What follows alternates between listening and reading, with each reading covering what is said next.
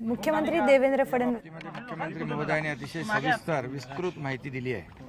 खरं म्हणजे हा जो सुरू झाला तेव्हा देवेंद्रजी मुख्यमंत्री होते आणि मी MSRDCचा मंत्री होतो. आता पूर्णत्वात जाताना देखील ते मुख्यमंत्री आहेत आणि आम्ही एकत्रच या ठिकाणी हा पूर्ण होताना आमच्या कारकिर्दीमध्ये एक मोठं खऱ्या अर्थाने हा प्रकल्प जो आहे गेम चेंजर आहे. या बाबतीमध्ये आपण पाहिलं तर बघा इकडे टनेल पण आहे. जो टनेल हा जगातला सगळ्यात रुंद टनेल आहे आणि देशातला सगळ्यात लांब टनेल आहे आणि त्याचबरोबर हा लोणावळा लेकच्या मला वाटतं खालून गेला आहे. 175 मीटर लोणावळा लेकच्या खालून गेला आहे. म्हणजे एक इंजिनिअरिंग जे आहे इथलं अतिशय अत्याधुनिक इंजिनिअरिंग वापरले, अत्याधुनिक टेक्नॉलॉजीचा वापर केला आहे आणि हा जो वायाडक्ट आपण पाहतोय हा देशातला सगळ्यात उंच आहे आणि त्यामुळे मगाशी सांगितल्याप्रमाणे हवेचा जो दाब आहे यामध्ये काम करणं देखील शक्य नाही आणि अशा परिस्थितीमध्ये अशक्यातला हा जो प्रकल्प आहे हा पूर्ण करण्याचं काम आमच्या सर्व इंजिनियर जे आमचे MSRDCचे आहेत त्याचबरोबर ज्या कंपन्या आहेत त्यांनी देखील हे काम चॅलेंजिंग स्वरूपात स्वीकारलं आणि ते या ठिकाणी पूर्णत्वात जातं याचा आनंद आहे. खरं म्हणजे मुंबई पुणे आपलं आणखी अर्ध्या तासाने आपण जवळ येतोय आणि नवी मुंबई एअरपोर्टचं आताच आम्ही बघून आलो दोघंही. तर आणखी अर्धा तास लवकर पुण्यातला माणूस तिथे एअरपोर्टला पोहोचेल आणि घाट सेक्शनमध्ये होणारी ट्रॅफिक, होणारी जे काही अपघात हे सगळं आता संपणार आहे आणि त्यामुळे हा प्रकल्प एक प्रकारचा गेम चेंजर आहे. यामध्ये वेळही वाचेल आणि कॅल्क्युलेशन केलं आहे आमच्या MDनी तर महिन्याला 1 कोटी रुपयाचं इंधन वाचेल.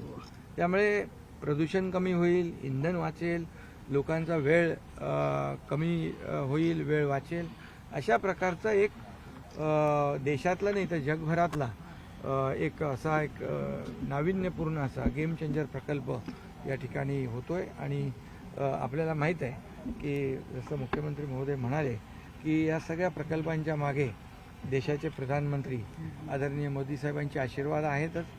देशभरामध्ये असे जे काही नवीन नवीन मोठे प्रकल्प करतायत महाराष्ट्रात देखील तशाच प्रकारचे प्रकल्प या ठिकाणी होत आहेत आणि जे काम देवेंद्रजींच्या काळात सुरू झालं ते पूर्णत्वात जाताना ते मुख्यमंत्री आहेत याचाही आनंद आहे. मधले 2.5 वर्ष त्या खात्याचे मंत्री मी त्या खात्याचा पुन्हा मंत्री आहे. मध्ये मंत्री दुसऱ्याला केला होता पण पुन्हा याचा पूर्णत्वात जाताना मंत्री मी आहे.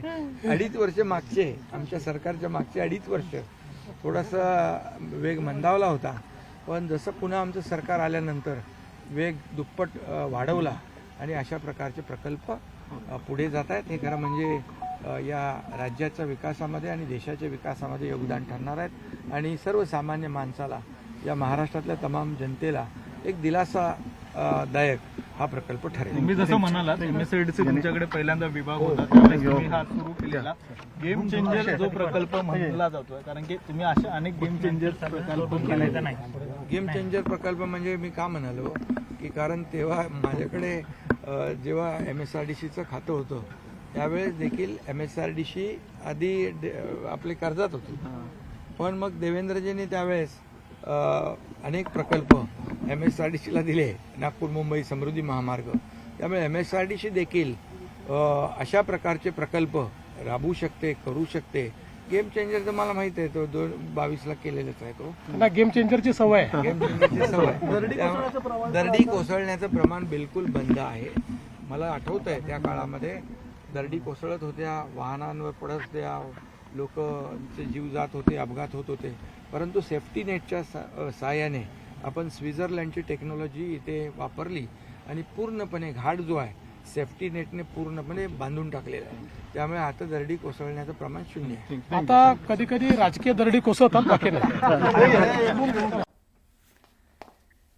तर मुख्यमंत्री देवेंद्र फडणवीस आणि उपमुख्यमंत्री एकनाथ शिंदे हे दोघेही मिसिंग लिंक प्रोजेक्टची पाहणी करण्यासाठी तिथे गेलेले होते.